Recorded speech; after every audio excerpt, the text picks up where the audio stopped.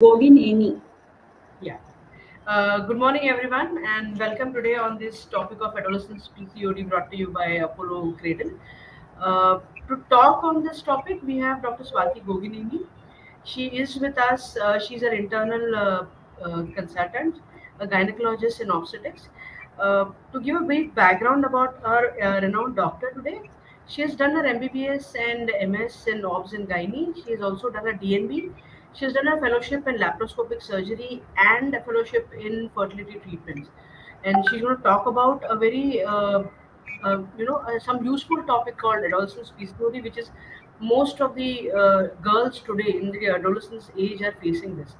So it's something which we all want to know about. Doctor, we're looking forward to hear from you on this particular topic.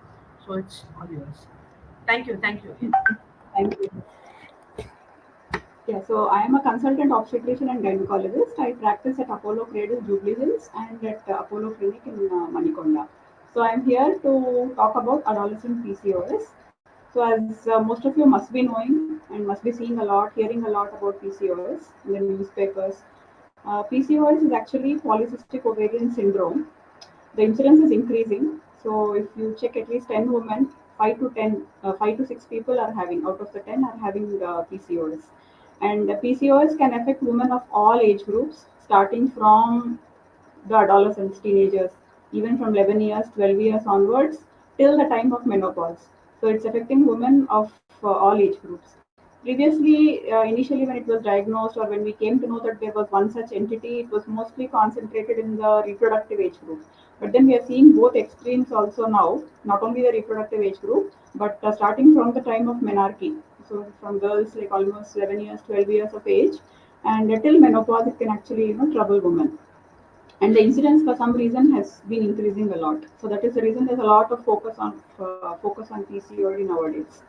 So initially, the concentration was mostly only on obese PCOD. It was like only obese girls or obese women were more prone for PCOD. But then later on, studies have shown, a lot of literature has shown that it's not only the obese who are affected, but there's an entity called lean PCOD as well. So it's basically, of all weights, women of all weights can actually suffer from PCOD. Now, coming to what exactly is the cause for PCOD. So, PCOD, as I told you, is a syndrome, and there is no one single cause to say that this is the reason. If you can modify this or if you can change this, PCOD can be avoided. Unfortunately, it is multifactorial in the sense that there are so many reasons why PCOD can actually start. And so the basic roots, it has genetic origin also. So the main reason why we are not able to treat or eradicate PCOD is because there is some genetic component to the etiology also, which we cannot of course modify. By genetic, I mean, there can be some first degree relative or, more than one relative in the family suffering from PCOD, which puts that girl or that woman at more risk of PCOD. And also, even if there is no proper family history, there can be some, because of environmental factors, which can cause, some changes in the genes, some mutations in the genes, which can actually make her more prone for PCOD. So one main reason is actually the genetic component. Apart from this, what is in our hands, what we can modify? It is of course the lifestyle. So it is linked to the weight. It is also linked to an unhealthy lifestyle, that is both diet and exercise. So as I told you previously, yes, obesity was linked with PCOD, but then now we are seeing both extremes. But still, as the child or as the woman gains a lot of weight, that actually puts her more at risk of symptoms due to the PCOD. Apart from that, diet. So eating carbohydrate-rich diet, or a diet that is rich in oils, fats, basically unhealthy lifestyle also has been shown to increase the risk of PCOD, and the lack of exercise. So when there is lack of exercise, what happens is there's a disturbance in the carbohydrate metabolism, fat metabolism, so the overall metabolic rate in the body. So because of all this, the tissue intolerance builds up, and then it puts the woman more at risk of PCOD. And apart from this, yes, there are other things like lot of stress, strain, and nowadays the pollution, lot of hormonal intake. So all these have shown to actually modify or put her at more risk of PCOD. Now today's topic mainly I am limiting to only adolescent PCOD, so I will be concentrating only on symptoms or the way they present or how to manage this age group. Causes of course are the same in all age groups I have just covered now. So coming to what are the symptoms of PCOD? See, most commonly they might not have any symptoms. Like she might have just gone for a scan for some other reason, or it could be just a routine health checkup scan. And then, the anxious mother comes back to us with the report showing that she's having PCOD. So this is again a common entity where the child really has not presented to us with any symptoms per se of the condition. Or we have a child who is presenting with proper symptoms. So what are the symptoms of PCOD? Most common, of course, is menstrual irregularities. So because there's a lot of hormonal imbalance. So coming to the etiopathogenesis, that is what exactly happens in PCOD. Now, because of all the reasons that I just told, the 5-6 reasons, what happens is there's a disturbance in the body metabolism. There's a lot of carbohydrate intolerance. There is a lot of insulin resistance happening, because of which there is again carbohydrate intolerance. That again there is a lot of androgen building up. There's a lot of hormonal imbalance taking place in the body, and there's a lot of tissue resistance. Tissue in the sense it could be the uterine lining, that is endometrium, or it could be the ovarian resistance, because of which the complete axis is actually not functioning properly. And because the axis is not functioning properly, what happens is she might land up in menstrual irregularities. So she might not get her period on time, like she might not get it like every 28 to 30 days, or her flow pattern might be not might not be appropriate. It could be too less. She might be having irregular periods, or sometimes she might have irregular periods, but when she gets her period, she might bleed for a very long time. Usually, the bleeding should stop within a week, but here it might continue for many days, or she might be having heavy bleeding during those normal bleeding days. So these are again the common menstrual irregularities. But one thing I want to stress is it is not just the menstrual irregularities uh, due to the PCOD. There can be certain other symptoms with which they present, which sometimes may not be gynecological.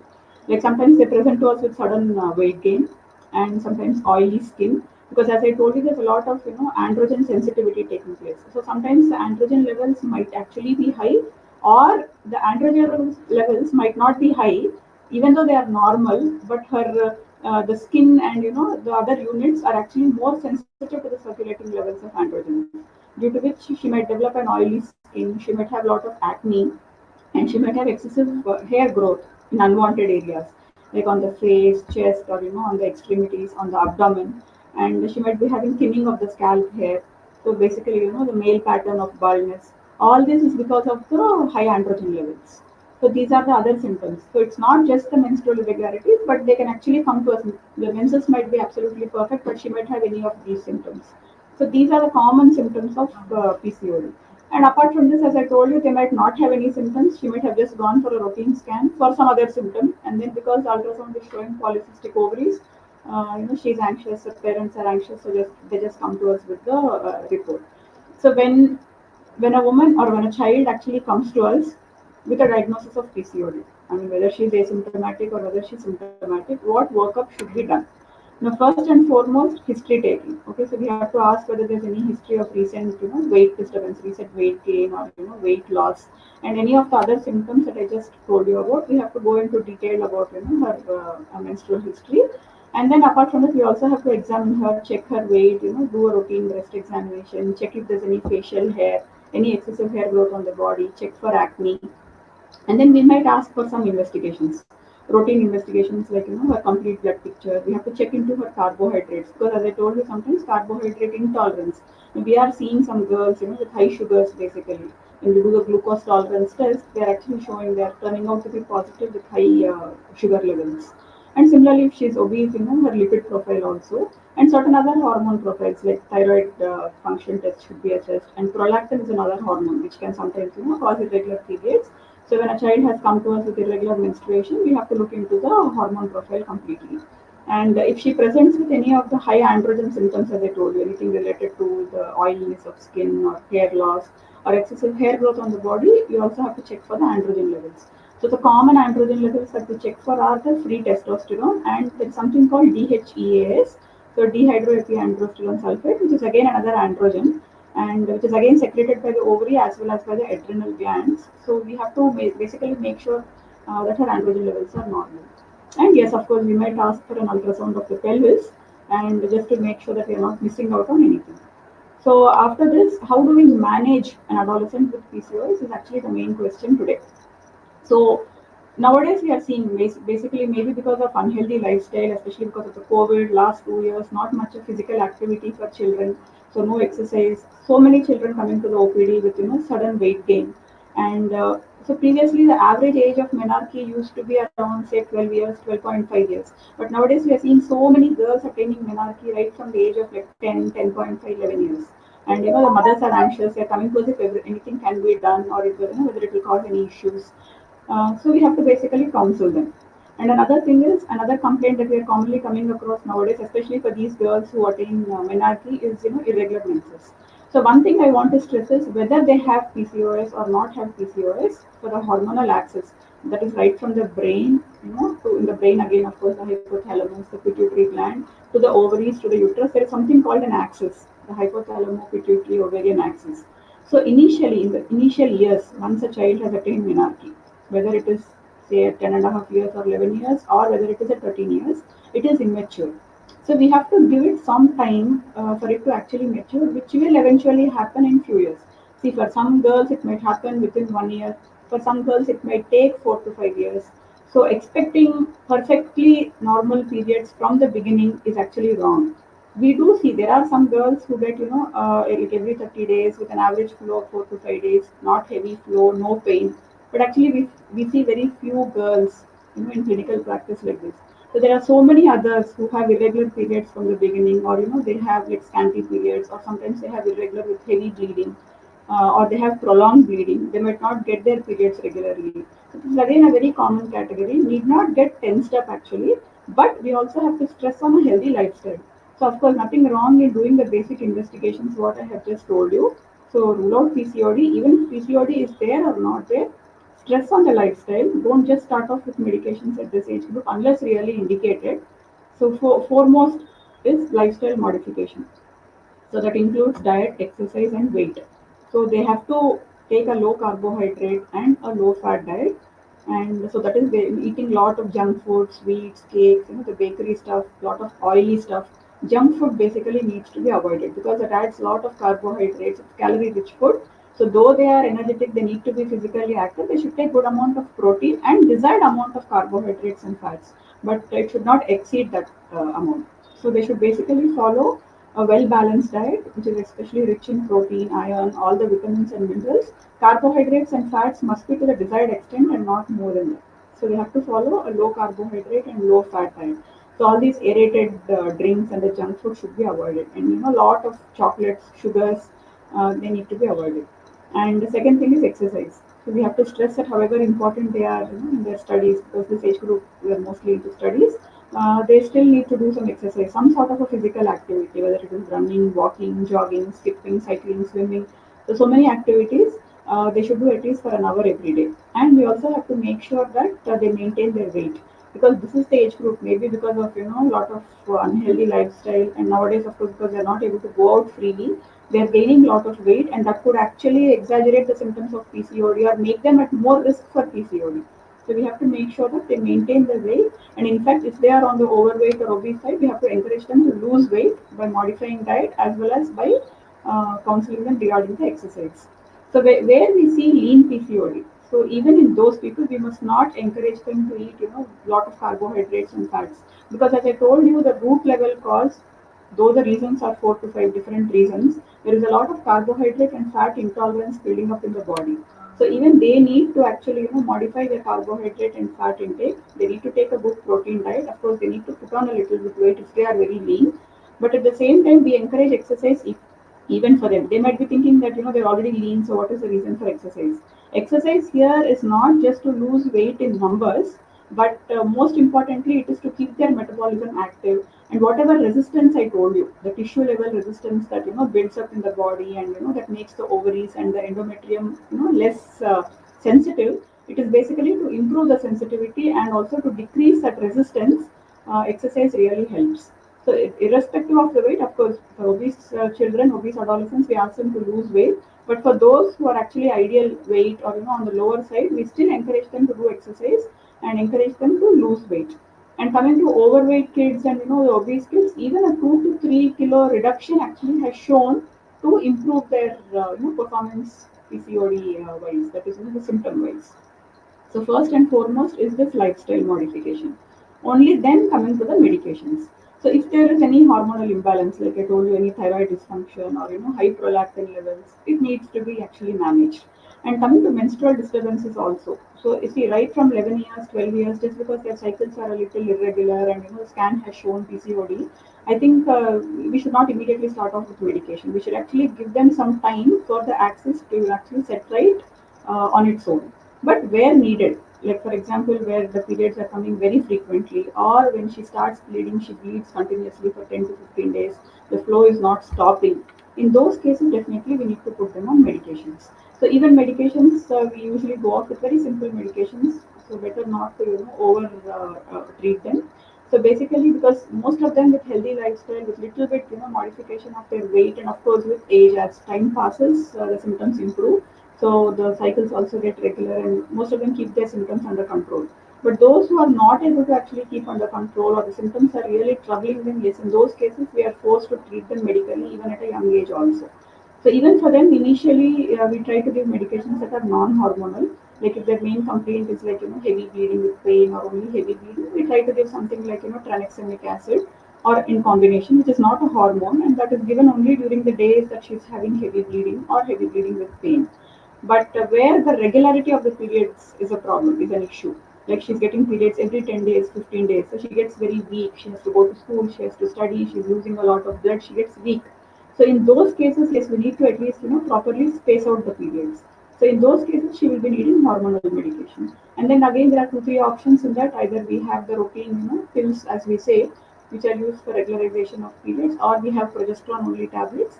So they have to be taken only with a proper gynecologist advice, and as advised by a gynecologist from whatever day till whatever day advised, without missing pills in between, she has to take the medication. So we have to explain them clearly to the mother.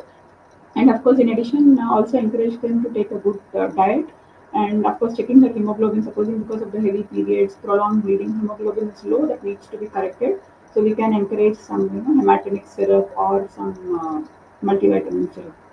And apart from this, supposing her androgen levels are really high, like she has a lot of say facial hair or unwanted hair on the body, so it puts a lot of psychological pressure on her, psychological pressure on the parents. So we need to do a proper workup where we check the androgen levels, and if needed, we have to go into a much more detailed endocrinological workup, especially if the androgen levels come high.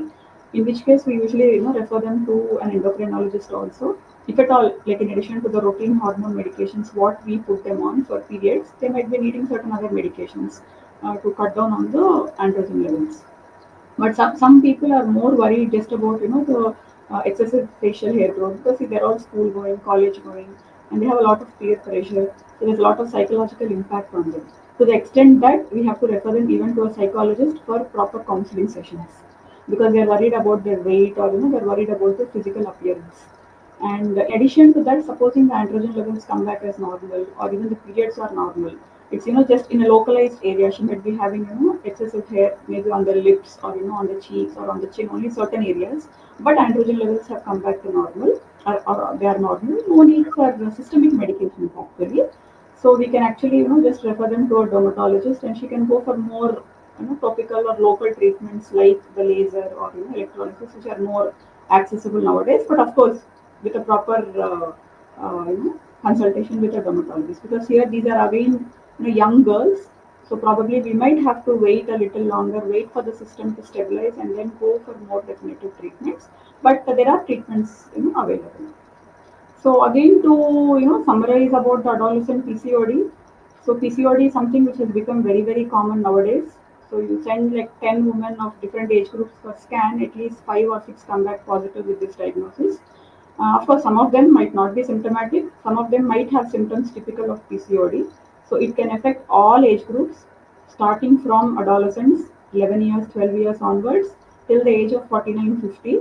So where surprisingly, this PCOD would not have troubled the woman in her reproductive age group during her childbearing, but after the age of 40, suddenly it starts troubling her. So it can actually be seen in all age groups. So adolescent age group is one sensitive age group, okay, because there is a lot of physical changes, psychological changes happening in the child. So it's a very sensitive issue. We need to handle that with a lot of care. We need to counsel the parents and of course counsel the child, take a proper history, examine her, And there are of course a few investigations and an ultrasound including which have to be done. And more important after all this, before starting off with medical treatment, is concentrate on the lifestyle, because that is the first line treatment that can actually treat more than half of the girls. So it is mainly the encouragement regarding the diet, regarding the exercise, and calling them, for periodic checkups, and keep encouraging them. Sometimes even psychological sessions also. And 2 to 3 kilos if they can lose, especially those who are overweight or obese, it can really do a lot to control the symptoms of PCOD, and they might not be really needing any medical treatment by us. But of course, sometimes lifestyle alone is not sufficient, and we have to give medical treatment.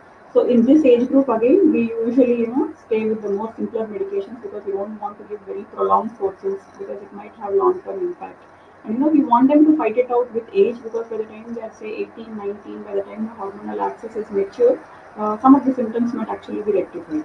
But of course, where she really needs, like she's bleeding a lot, she's getting periods every 10 days, 15 days, we can't just leave her. In those cases, she needs to be put on hormonal medication. But usually, we again make sure that it's for a very short course, 2 months, 3 months, or at the most for 6 months. And we have to work like a team, of course, with the dermatologist. Reasons, as I told you, for facial hair or hair on the body, or loss of scalp hair, thinning of scalp hair.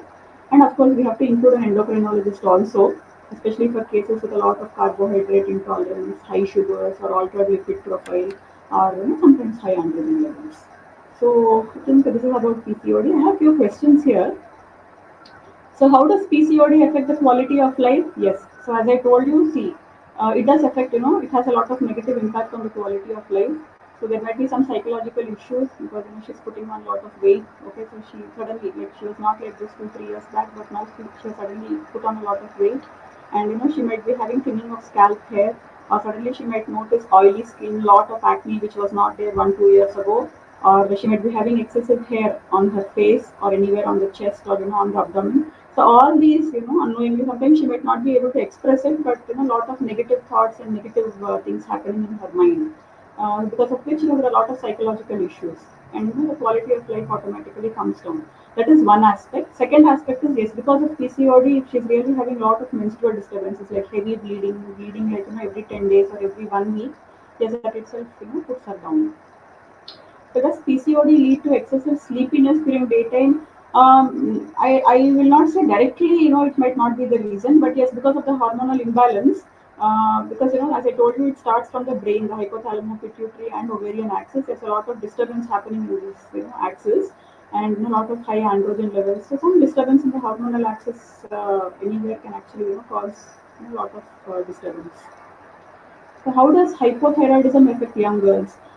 See, thyroid disturbance is again a completely different issue. We are seeing a lot of thyroid disturbances. Again, as I told you, like PCOD, thyroid is another thing which can affect women of all age groups. So we are seeing girls from 10 years, 11 years onwards, suffering from thyroid issues. At the same time, we can see very elderly women also having thyroid issues. Yes, we are doing. Maybe it is because we are doing more tests nowadays, which again could be one reason, or it could be that the incidence is really increasing. But yes, we are seeing a lot of girls coming up with hypothyroidism. So I think, as especially when she comes with some weight disturbances or some period disturbances, I think a routine thyroid profile should be one of the routine investigations, because it is one thing that really affects their intellectual development, or it is actually needed for the overall well-being. And probably if that is corrected, that itself could actually be the treatment for some of her symptoms. She might not be really needing any other hormonal medication also. So does taking steroids for treatment affect the fertility of women? See, to tell you any of the hormones, like the estrogen or progesterone that I was talking to you about in different combinations, the basic composition is steroid. So actually, to tell you, like any of the hormones that we give, the basic composition, the basic component is steroid.